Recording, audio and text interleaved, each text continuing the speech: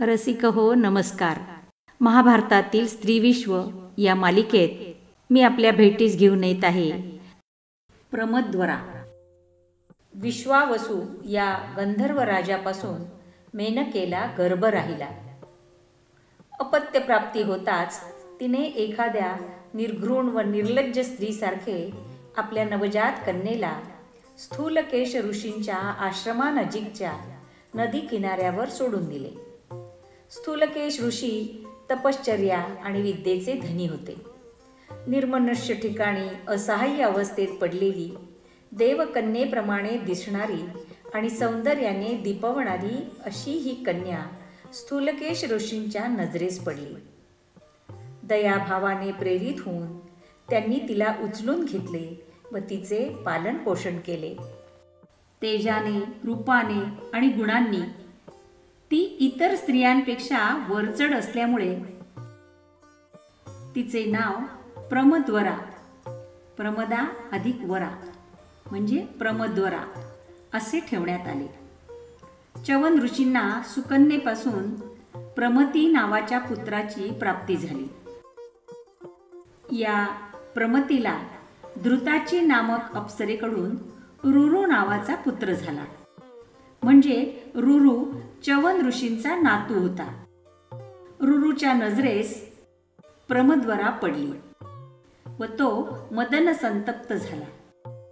प्रेमात पडलेल्या रुरुने आपल्या मनातील विचार मित्रांकरवी पित्याच्या कानावर घातला. प्रमतीने प्रमद्वरेला पुत्रवधू म्हणून स्थूलकेशी ऋषींजवळ मागणी घातली. त्यांनी ही मागणी सहर्ष स्वीकारली व उत्तरा फाल्गुनी नक्षत्रावर विवाह करण्याचे निश्चित करण्यात आले. विवाहास थोडे दिवस राहिले असताना प्रमद्वरा आपल्या मैत्रिणींबरोबर वनात क्रीडा करीत होती. अनवधानाने तिचा पाय एका सर्पावर पडला. बेसावध प्रमद्वरेला त्या भुजंगाने कडकडून दंश केला आणि सर्पविषाने प्रमद्वरा मृत्युमुखी पडली. विषबाधा होऊनही प्रमद्वरा जणू झोपल्यासारखी दिसत होती. तिच्या सौंदर्यास कुठलीही उणीव नव्हती. तिला निश्चेष्ट पडलेले पाहून तिच्या सख्या विलाप करू लागल्या. सर्व ऋषीगण शोकसंतप्त झाले. तिच्या वियोगाने रुरु वेडापिसा झाला. अरण्यात रुदन करू लागला. माझ्या हातून दान घडले असेल, तपाचरण झाले असेल, माझ्या गुरूंची मी उत्तम सेवा केली असेल तर माझी प्रिया जिवंत हो. मी संयमी असेन व व्रताचे कठोर पालन करीत असेल तर ही सौंदर्यशालिनी प्रमद्वरा परत माझ्याजवळ येवो. रुरु अत्यंत उद्विग्न अवस्थेत असताना एक देवदूत त्याच्याजवळ आला आणि त्याला म्हणाला, तू ज्ञानी आहेस. एकदा मृत्यू पावलेला मनुष्य प्राणी परत येत नसतो हे तुला चांगले माहीत आहे. प्रमद्वरेच्या आयुष्याची दोरी एवढीच होती. त्यामुळे तू आता असा शोक करणे व्यर्थ आहे. तरीही रुरु अविरत शोक करीतच राहिला. हे बघून देवदूताला दया आली व तो म्हणाला, यावर एक उपाय आहे. तो उपाय तू करणार असशील तरच या मर्त्य लोकात तुझी व प्रमद्वरेची पुनश्च भेट होऊ शकते. रुरु शांत होत म्हणाला, उपाय कोणताही असू दे, मी तो करेन. माझा प्राणच तुझ्या हातात आहे. हे रुरु, तू तुझे अर्धे आयुष्य प्रमद्वरेला दिल्यास ती जिवंत होईल. माझ्या प्रियेशिवाय मोठे आयुष्य माझ्याकरिता व्यर्थ आहे.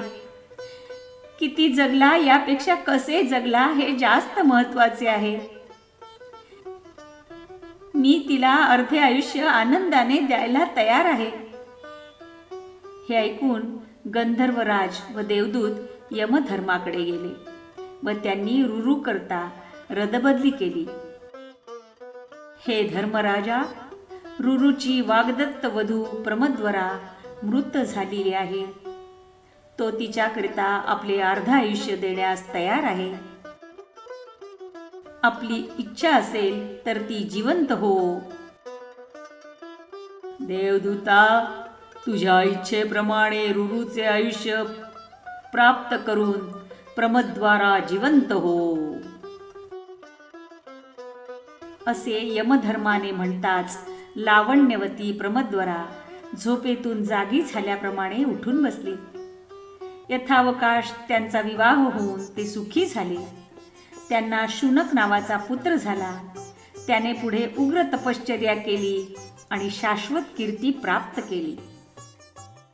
प्रमद्वरेच्या मृत्यूस सर्प कारण झाल्यामुळे रुरू विलक्षण सर्पद्वेष्टा झाला व त्याने सर्पांचा संहार करण्याचे व्रत घेतले. एका हातात दंड घेऊन तो दिसेल त्या सर्पास ठेचू लागला. त्या सर्पांचा उच्छेद करणे आपले परम कर्तव्य समजून त्याने सापांना मारण्याचा सपाटा लावला. एकदा तो रानात गेला असता त्याची एका डुंडूप सर्पाशी भेट झाली व नेहमीप्रमाणे त्याला मारण्यासाठी रुरूने दंड उगारला. तेव्हा तो निर्विष साप शापग्रस्त ब्राह्मण होता. त्याने रुरूला समजुतीच्या गोष्टी सांगून क्षमेचे व अहिंसेचे महत्त्व विशद केले व सर्प मारण्यापासून परावृत्त केले. प्रश्न हा आहे की प्रमद्वरेत असे काय विशेष होते की इतकी जाज्वल्य निष्ठा रुरूमध्ये उत्पन्न व्हावी.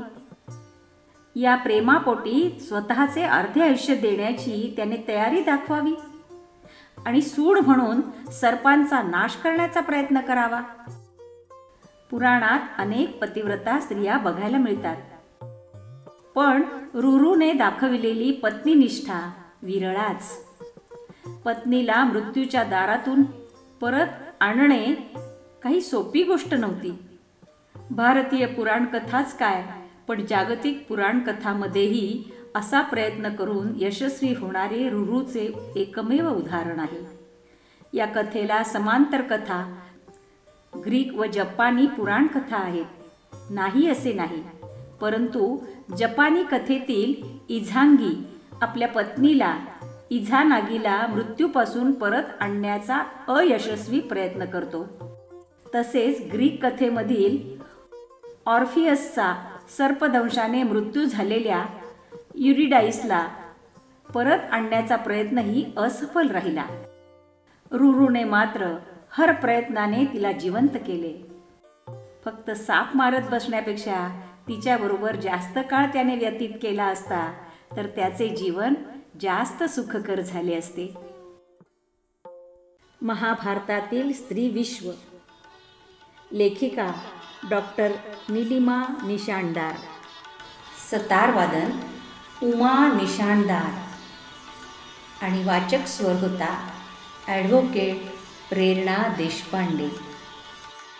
मित्रांनो, असेच नवनवीन व्हिडिओ ऐकण्यासाठी बघण्यासाठी आपण माझ्या नवप्रेरणा एंटरटेनमेंट या यूट्यूब चॅनलला सबस्क्राईब करा, लाईक करा आणि शेअर करा.